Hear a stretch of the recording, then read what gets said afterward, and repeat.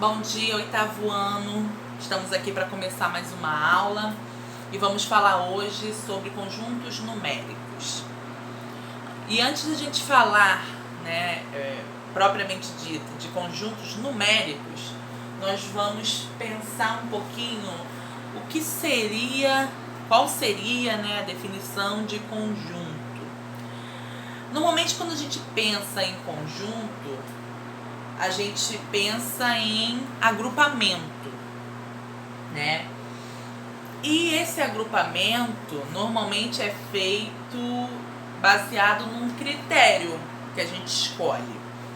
Por exemplo, quando a gente vai arrumar o nosso guarda-roupa.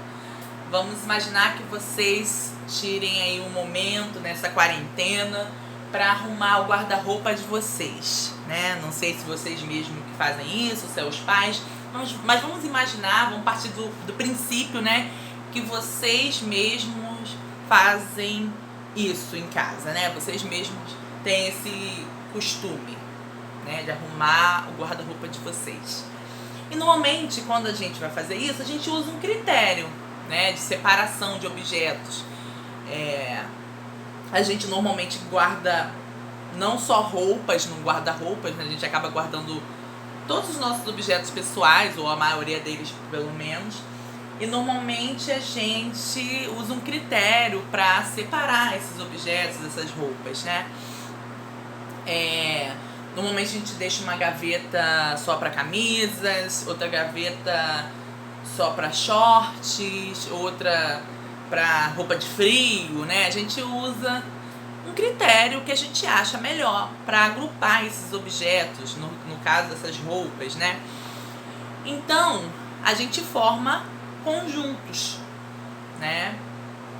E nesse caso aqui, com os números, também, assim, não é diferente, A gente agrupa, a gente vai ver aqui que esses conjuntos, eles foram formados por números dentro de um critério. Cada um deles tem um critério, Nós vamos ver o conjunto dos números naturais, o conjunto dos números inteiros. Depois vamos ver também o conjunto dos números racionais, o conjunto dos números irracionais também e o conjunto dos números reais, que é o grande conjunto que contém todos esses outros subconjuntos, nesse caso. Então, nós vamos ver que esses grupos, esses conjuntos são formados sempre tendo como base um critério específico, Hoje nós vamos falar inicialmente, do conjunto dos números naturais e do conjunto dos números inteiros. Vamos começar falando dos naturais. O conjunto dos números naturais, ele na verdade é um conjunto de números usado para contagem, Esses números são números que nós usamos para quantificar coisas, para exatamente contarmos objetos, contarmos tudo aquilo que nós precisamos, São números usados literalmente para quantificar, tá bom? De uma forma geral, Por exemplo, se eu pedir para vocês abrirem agora o estojo de vocês e me dizerem, quantos objetos tem nesse estojo, vocês irão usar o conjunto dos números naturais para fazer essa contagem, Porque esse é o conjunto que tem essa função, contabilizar coisas, Então vocês irão lá abrir e vão começar a contar 1, 2, 3, 4, 5, 6, Então, explicando melhor, concluindo aqui o raciocínio, o conjunto dos números naturais nada mais é do que o conjunto que a gente usa para contagem de forma geral, tá? É o conjunto mais básico, digamos assim. É aquele que a gente conhece lá atrás, né? São exatamente os primeiros números, né, que nós temos acesso desde a infância, né? E sendo que assim, com o passar do tempo, foi aparecendo a necessidade, né, de outros números, né? Porque foram aparecendo situações, né, que foram vistas, né? Situações que foi percebida a necessidade, né, de usar outros números. Como, por exemplo, em situações de débitos, né, de escassez, e diversas, né, situações que o conjunto dos números naturais não eram suficientes. Por exemplo, quando a gente pensa na nossa conta do banco, né? No caso, não sei se vocês têm, acredito que até que a maioria não tenha conta bancária, mas os pais têm, né? E quando se trata de uma situação em que nós temos um débito nessa conta, ou seja, nós gastamos dela mais do que tínhamos, né? E acabamos ficando com um débito, com uma falta ali, acabamos de repente devendo ao banco, né? Nessa situação, a gente pensa exatamente nos números negativos, né? E com isso, a gente entra aí num novo conjunto numérico, tá? Que é o conjunto dos números inteiros. Porque nesse conjunto dos números inteiros, nós vamos ver que além, né, dos números positivos, né, os números naturais, né, além do zero, né, a gente vai ter os números negativos, né? Então nós vamos aí ampliar o nosso conjunto. Então precisou-se ampliar, né, o conjunto dos naturais, porque eles na verdade não estavam mais sendo suficientes para todas as situações. Então precisou-se pensar em mais números, além dos naturais, na verdade, né? E agora nós temos os inteiros, né? Como eu disse anteriormente. E eu acho legal a gente definir o que seria um número inteiro. Eu gosto de definir de uma maneira muito simples, né? Assim, muito simples, até assim... Chega até a ser uma maneira boba, mas eu acho que vai nos ajudar a entender, né? Vai ajudar vocês a entenderem melhor. Eu costumo chamar de inteiro aquele número que não é partido. Como assim? Aquele número que eu não preciso representar com vírgula. Por exemplo, número 1, número -3, né? A gente muitas vezes, né, vê escrito por aí, por exemplo, quando a gente vai colocar a nota de vocês, né, corrige a prova de vocês e vai colocar a nota. Aí às vezes a gente escreve lá, vamos dizer que o aluno tenha tirado 10, né? Aí muitas vezes a gente escreve, né, os professores de uma forma geral, 10,0, né? Tá, ok, eu posso escrever assim se quiser? Até posso, né? Mas eu preciso representar dessa forma, 10,0? Não, né? Eu posso simplesmente colocar lá 10, né? Ou seja, 10 é um exemplo de um número inteiro, né? Eu não preciso indicá-lo, não preciso escrevê-lo com vírgula. Eu até posso, se eu quiser, né? Para marcar, né? Essa parte decimal, digamos assim, né? Mas eu não preciso escrevê-lo com vírgula, porque ele é um número inteiro, ele é completo, digamos assim, né? Ele é pleno. Então, assim, eu não preciso representá-lo com vírgula, né? Apesar de eu poder sim escrever 10,0, mas eu não preciso. Então, esses são os números inteiros, né?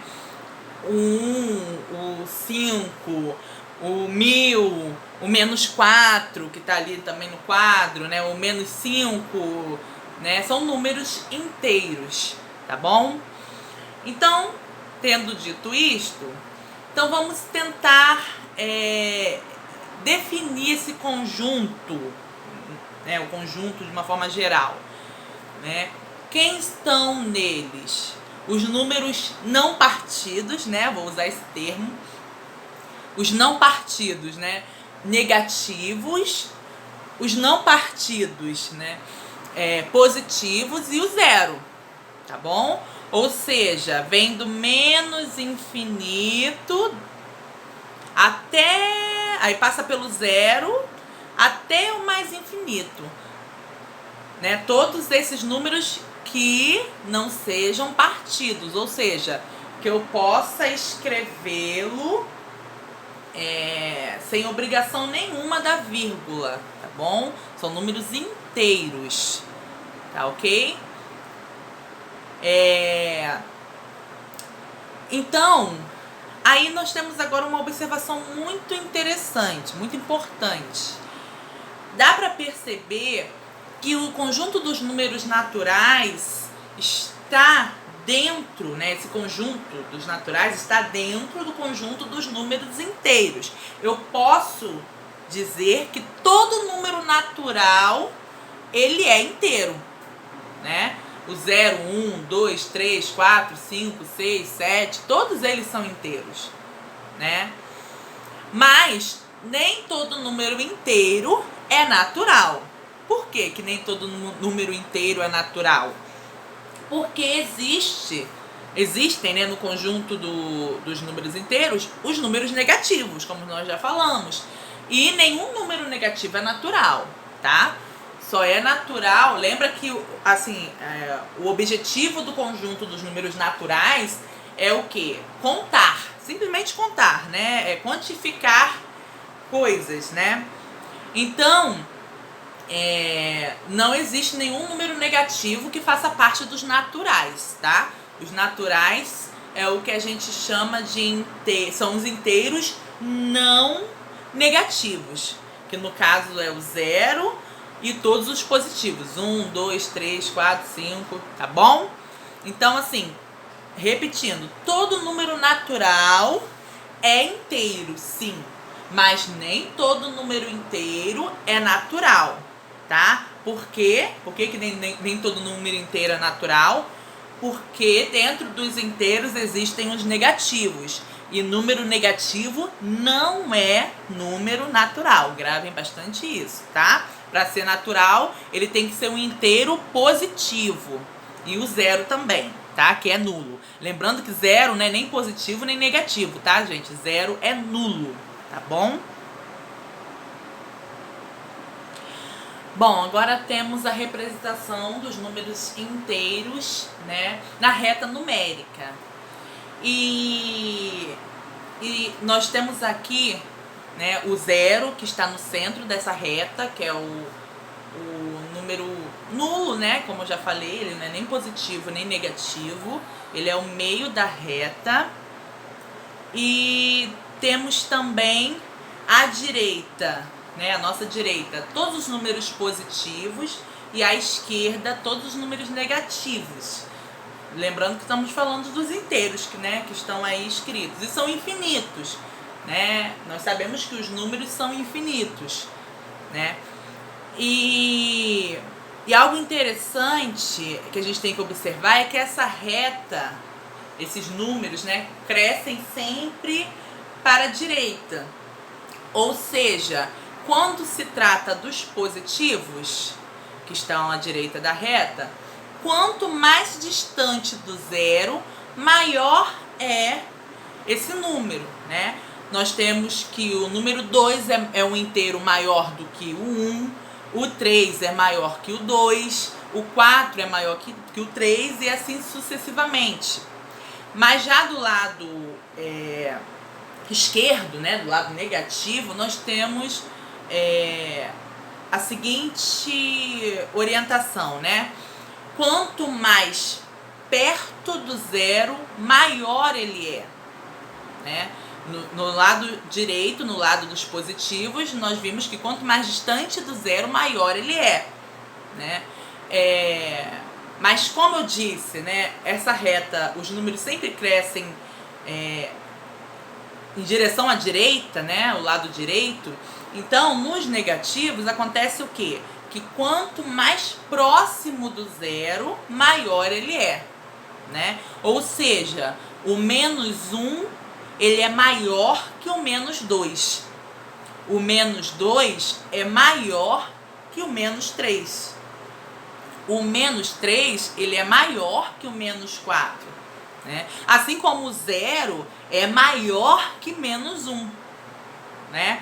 Então, tenham isso em mente. Na reta numérica, independente de ser positivo ou negativo, sempre o número que está à direita é maior do que o que está à esquerda, tá bom? Tenham isso sempre em mente.